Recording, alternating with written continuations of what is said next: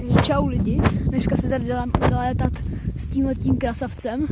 Jestli pak poznáte, co to je to Mavic 2, Mavic 2 Zoom. Je to teda Filipův dron. No a tak rozložíme mu vrtulky a půjdeme se létat. Takhle? Stačí? Jo.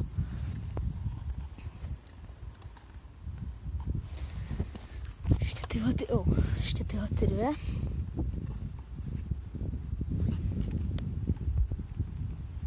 Tak a můžeme jít na to.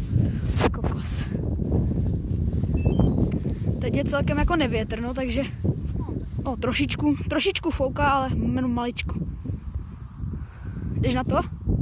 Ještě ne? Tak jdem na to. Ty kokos. Tak pojď.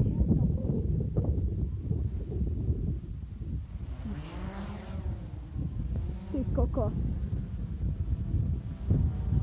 Kámo, letí.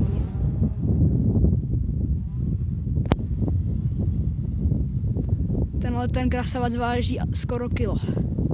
No, teď si tam zapřeš. Je to fakt velký dron.